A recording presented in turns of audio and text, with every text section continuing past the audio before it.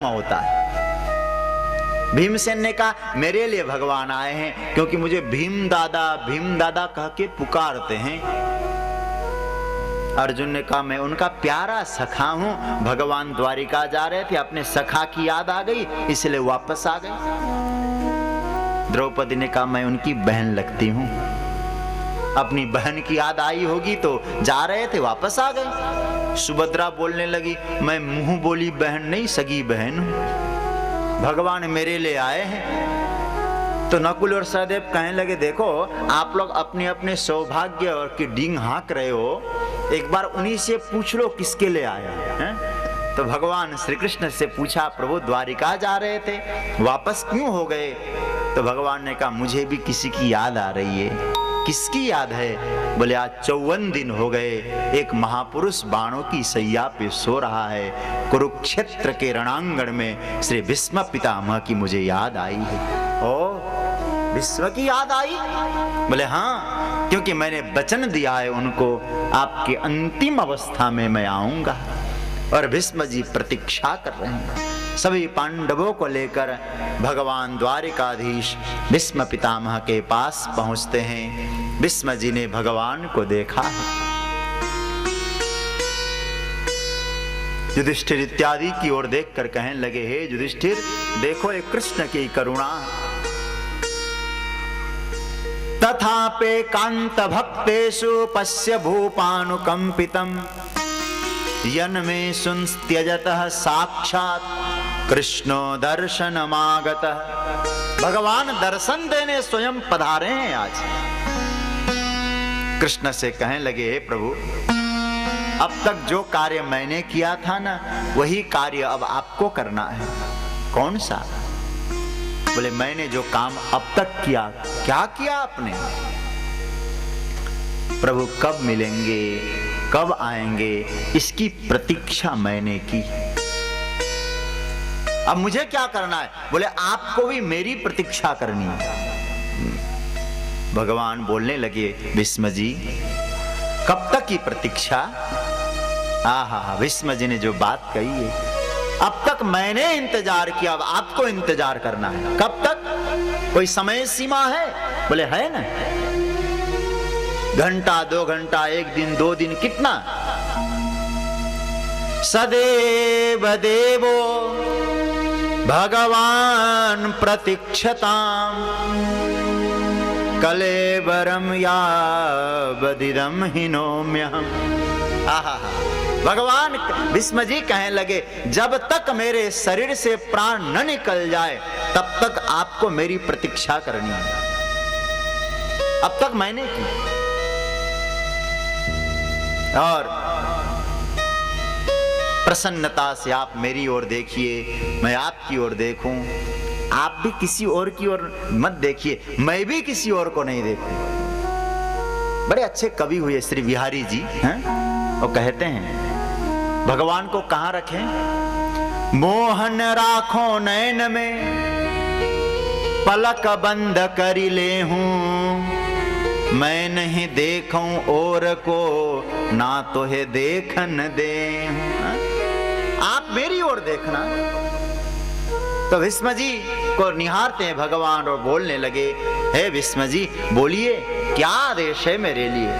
हे श्याम सुंदर मैं आपसे आज कुछ मांगने जा रहा हूं। क्या?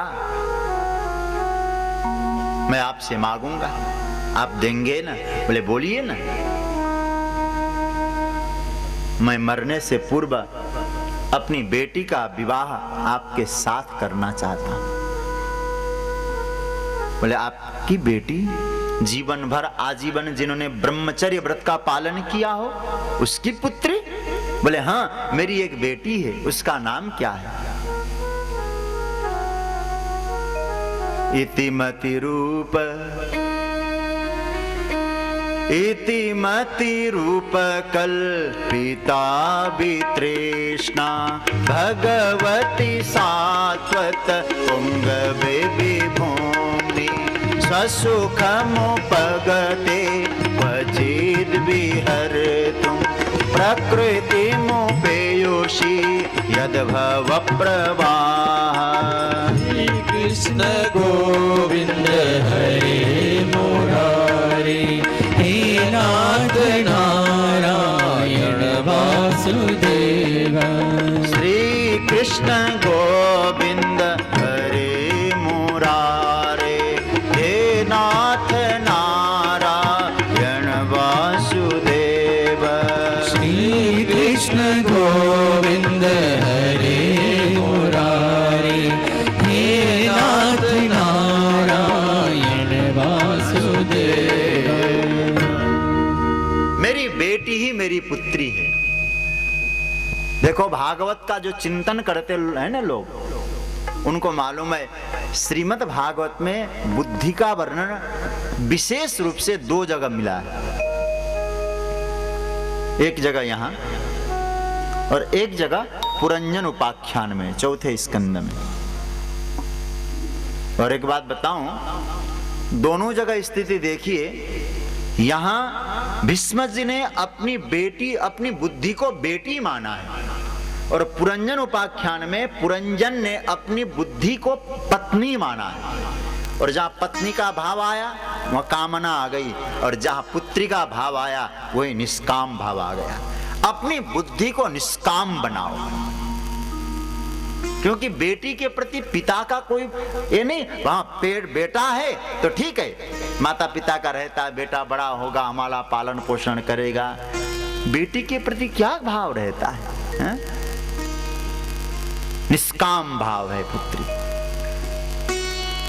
और अपनी साधना इत्यादि से मैंने बुद्धि को इतना परिष्कृत बना रखा है प्रभु। आप अपनी बोले वृंदावन बिहारी लाल की जय। अपनी बेटी को समर्पित करना चाहता हूं आपके चरणों में। और आपका स्वरूप बहुत सुंदर है, और प्रभु आपका प्रेम तो क्या कहना। मुझे युद्ध की एक झांकी याद आ रही है प्रभु। रणांगण में सो रहे हैं, युद्ध की झांकी को याद कर रहे हैं। स्वनिगममपहाय मत प्रतिज्ञा, ऋतमधिकर तुम वप्लुतो रथस्थ। क्या सुंदर सूत्र दिया है। महाभारत का युद्ध तो प्रतिज्ञाओं का युद्ध रहा है, सबकी प्रतिज्ञा।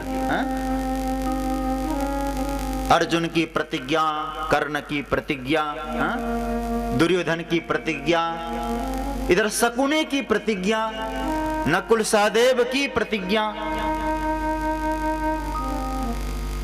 और भीष्म जी कहते उसमें और जोड़ दीजिए, आपकी प्रतिज्ञा और मेरी भी प्रतिज्ञा। कैसी? बोले आपने कहा था मैं युद्ध में जाऊंगा जरूर, युद्ध में रहूंगा, शस्त्र धारण नहीं करूंगा। कथा में आप लोग ध्यान दें, व्यवस्था चलती रहेगी, हमको अनुकूल है, आप लोग केवल कथा में ध्यान दें। और आपने प्रतिज्ञा की शस्त्र धारण नहीं करूंगा, और मैंने प्रतिज्ञा की सूरदास जी के शब्दों में, आज जो हरिहीन शस्त्र गाऊं तो लाजो गंगा जननी को, मैं शांतन सुत न कहा। कैसे ग्रहण नहीं करेंगे? और तीखे तीखे बाणों का बौछार जब रणांगण में मैंने प्रारंभ कर दिया, हे प्रभु, अर्जुन का कवच भेदन होने लगा, रक्त निकलने लगा। मैंने अर्जुन से कहा, रे अर्जुन, ये बूढ़ो कमाल कर रहा है और तुम कुछ कर नहीं पा रहे। अर्जुन ने कहा, मैं क्या करूं प्रभु, मेरे बाण बीच में कट जाते हैं। हे भगवान, आपसे रहा नहीं गया उस समय, अपने प्रेमी को देखकर आपसे रहा नहीं गया। आप रथ से नीचे कूद पड़े, रथ का पहिया हाथ में लेकर मेरी ओर भागने लगे, और मैंने उसी वक्त धनुष बाण नीचे रख दिया, और मैंने आपसे कह दिया, हे श्याम सुंदर, हे द्वारिकानाथ, अब मुझे मार डालो, परवाह नहीं है, लेकिन दुनिया समझ गया है मेरी प्रतिज्ञा को रखने के लिए आपने अपनी प्रतिज्ञा तोड़ डाली। क्योंकि मैंने भी कहा था शस्त्र धारण नहीं करूंगा और आपने भी कहा था शस्त्र धारण नहीं करूंगा, लेकिन भगवान आपने विचार किया मेरे भक्त की प्रतिज्ञा की रक्षा होनी चाहिए, भले मेरी प्रतिज्ञा टूट जाए। आपने अपनी प्रतिज्ञा तोड़ डाली, लेकिन मेरी प्रतिज्ञा की रक्षा की।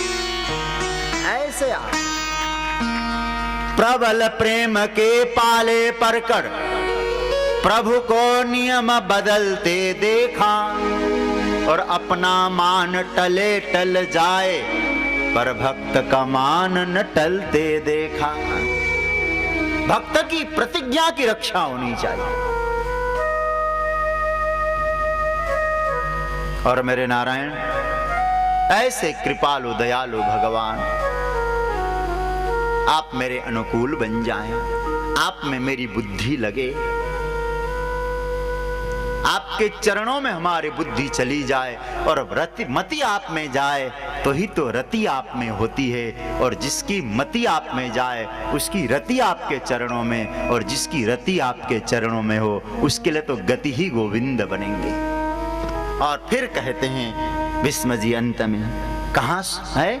कुरुक्षेत्र में। और याद आ रही है श्री भीष्म जी को रास लीला की चर्चा, रास की कथा याद आ रही है।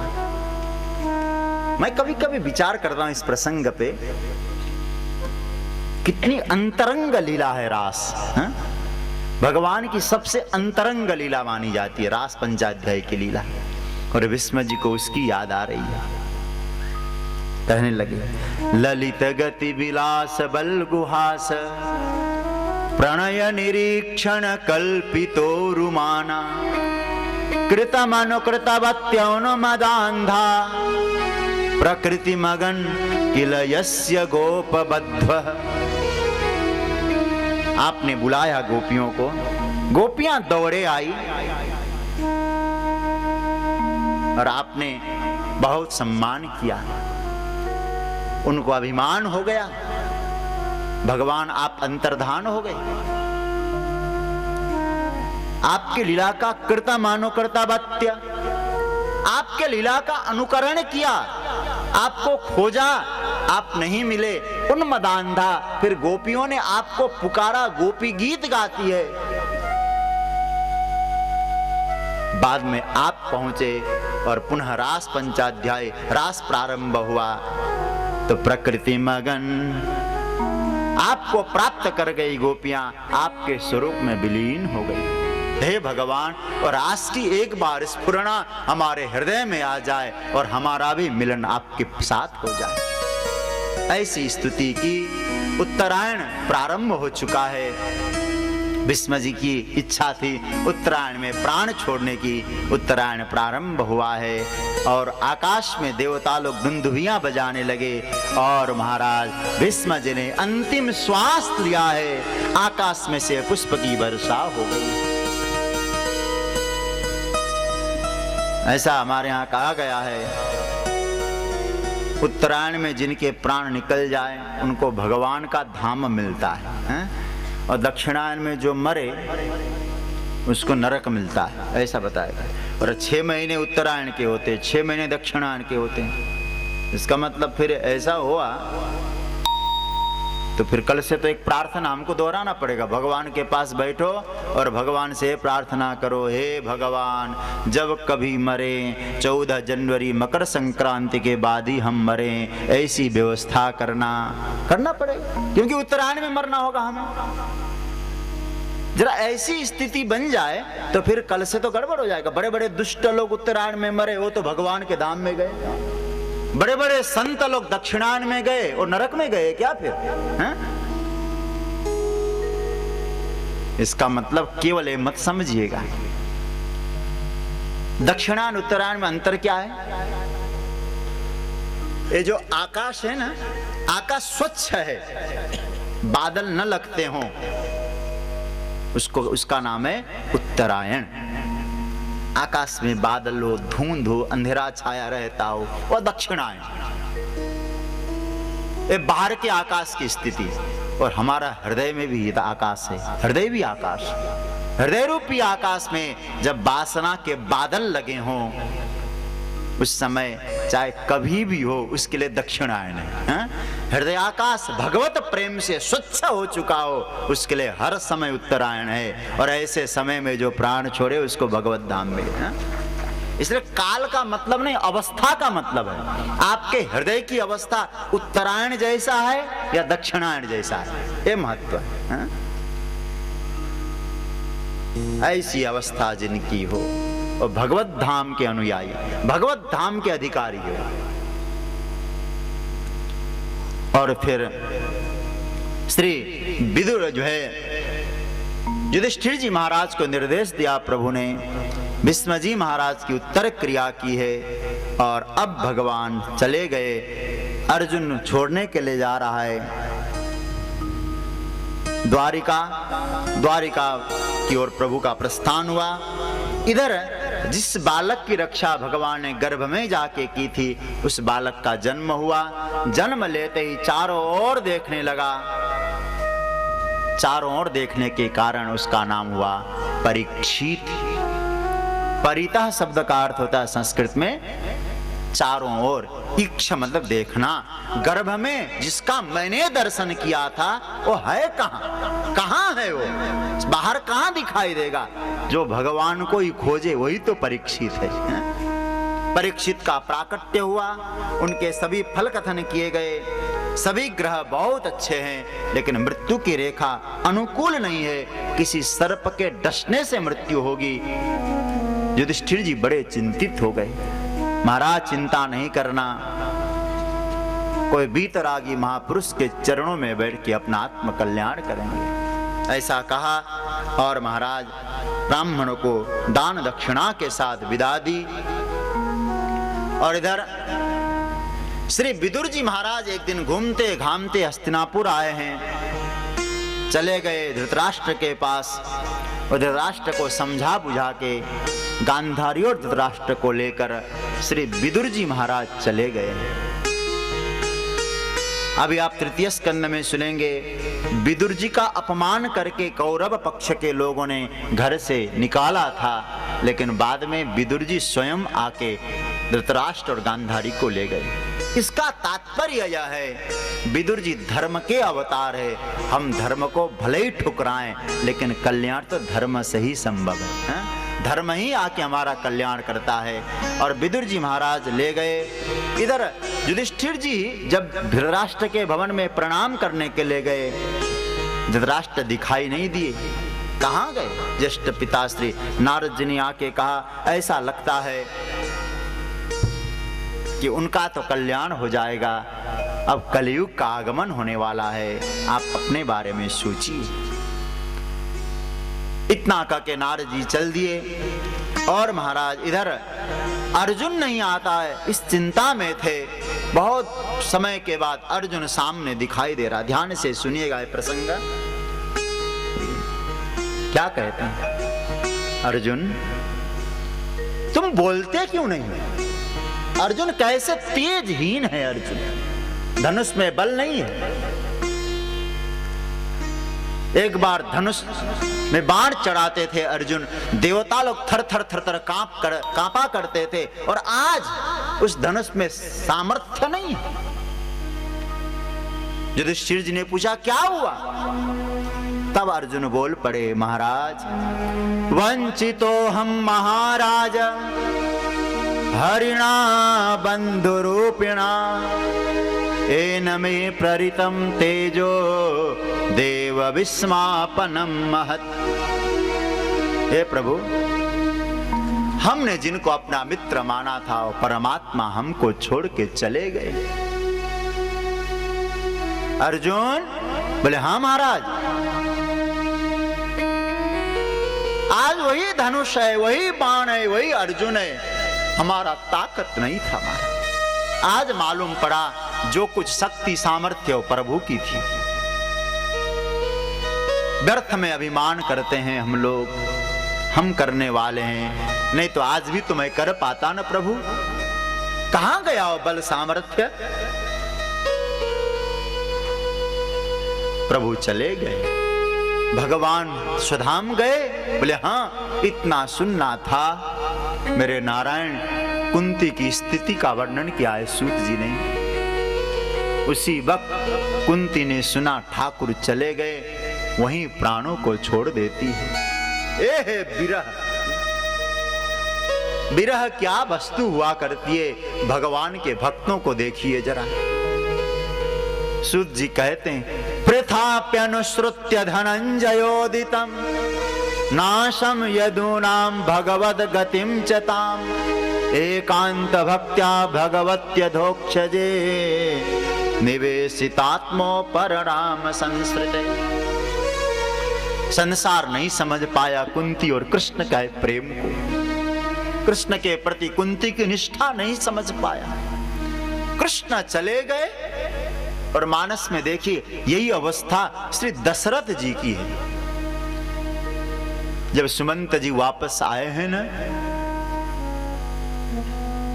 दशरथ जी के भवन में पहुंचे हैं, कौशल्या ने कहा महाराज सुमंत आ चुके हैं। वृद्धावस्था में कुछ ढाढ़स मिली, असहाय अवस्था है। सुमंत, हे सुमंत, कहां है मेरे राम, कहां है वैदेही लखन? कैसे जवाब दें? तुरंत नहीं कहा सुमंत ने राम नहीं आएंगे, पूरी कथा सुनाई। ऐसे ऐसे हम ले गए, लेकिन जब अंत में कहना पड़ा महाराज राम को विदा करके आया हूं, मेरा दुर्भाग्य देखिए, राम को छोड़ के आया फिर भी प्राण वापस आ गए। सुमंत, मेरा राम नहीं आएगा अब?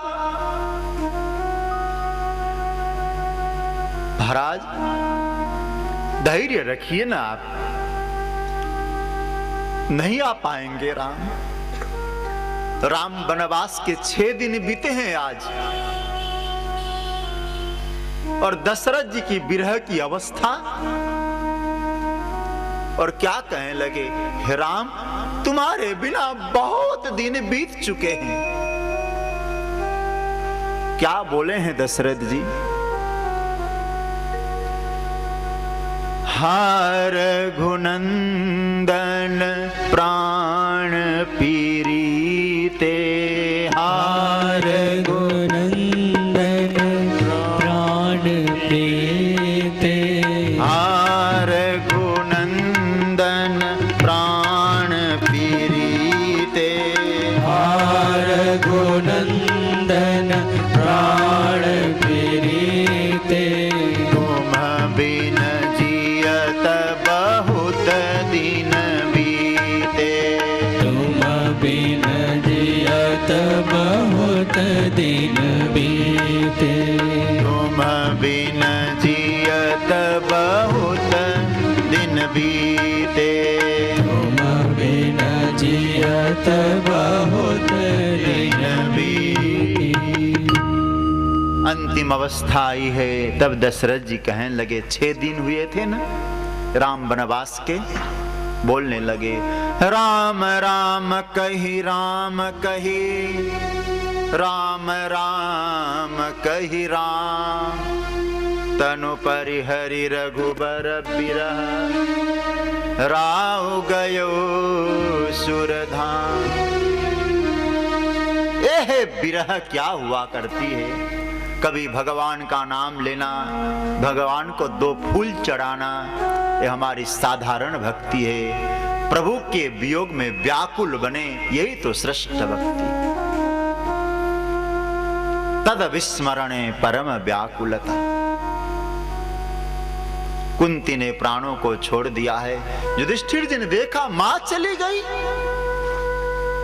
बुलाया है सभी को, हस्तिनापुर वासियों को, सभी से कहा अपने भाइयों से, हे भीम अर्जुन नकुल सहदेव, अब हम भी न रहे यहाँ।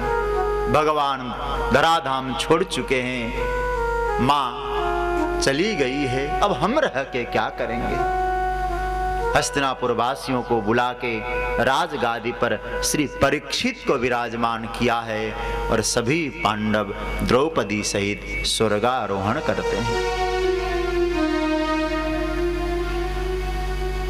परीक्षित जी सम्राट बने हैं। अब श्री परीक्षित जी महाराज देखते हैं एक दिन अपने राज्य में एक गाय बड़ी दुखी है और एक बैल जिसके 4 पैर होते हैं एक ही पैर से खड़ा है जैसे तैसे, असहाय अवस्था में। आपस में बातचीत चल रही है। एक गाय पृथ्वी का रूप है, बैल धर्म का प्रतीक है। सत्य, तप, पवित्रता और दान ये धर्म के चरण होते हैं। सत्य नहीं, तप नहीं, पवित्रता नहीं, केवल दान पे टिका था कलयुग। आपस में चर्चा चल रही थी। परीक्षित जी इनकी चर्चा को सुन रहे थे। एक काला पुरुष आया, एक पैर से खड़े धर्म के उस पैर को भी प्रहार करने लगा। तुरंत परीक्षित जी आए, खबरदार, चरण पकड़ लिया। महाराज रक्षा करिए। परीक्षित जी ने कह दिया, तुम निर्भय हो, लेकिन एक बात बताओ, तुम हो कौन? बोले, मेरा नाम कलयुग है। तुरंत यहां से चले जाओ। बोले, कहां जाऊं महाराज? जहां भी जाता मुझे आपका दर्शन होता है, मुझे कहीं रहने के लिए स्थान दीजिए। पहले 4 स्थान दिया है परीक्षित जी ने। कहां कहां? द्यूतम पानम स्त्रियः सूना यत्रा धर्मश्चतुर्विध। तुम ताश खेला जाता हो वहां रहना। द्यूतम पानम, मदिरा पी जाती हो। स्त्रियः, जहां वेश्यागमन होता हो, और सूना, जहां हिंसा होती हो, तुम वहां रहना। महाराज, मालूम नहीं आपको हमारा परिवार बहुत बड़ा है, इतने में नहीं काम बनेगा, कोई बड़ा स्थान दीजिए ना। पुनश्च याचमानाय, फिर याचना की। जात रूप मदात प्रभु, तुम जात रूप में रहना। जात रूप मतलब सोना, सुवर्ण। और सोने को भगवान अपनी विभूति कहते हैं, सुवर्ण को। लेकिन यहां कलयुग के लिए स्थान दिया। यहां सुवर्ण का मतलब संपत्ति। संपत्ति में भगवान भी रहते हैं और संपत्ति में कलयुग भी रहता है। नीति पूर्वक जो संपत्ति आती है वो लक्ष्मी का स्वरूप है, और अनीति की संपत्ति में कलयुग है। इसलिए वो सामने अनीति की संपत्ति आए तो समझना कलयुग आ गया। कलयुग का लक्षण कलह करना, वो कलह करता है। मैं तो यही कहूंगा, अनीति की संपत्ति आपको सुख भले ही दे, लेकिन शांति कभी दे नहीं सकती। कमाओ, नीति से कमाओ। इतनी अनीति की जाती है, क्या बताया जाए।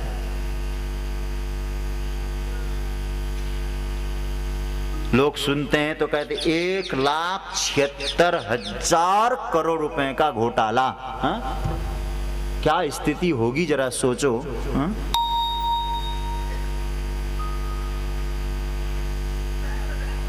नीति से कमाओ, कर्म का फल तो भोगना पड़ेगा भाई। कर्म का फल मिलेगा जरूर सब। अब मिल ही रहा है तो बताने की आवश्यकता ही नहीं है।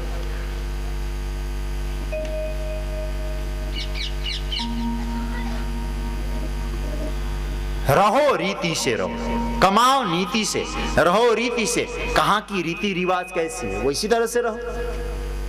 अब आप चाहो हर जगह हम तो अपने स्तर से रहेंगे भाई।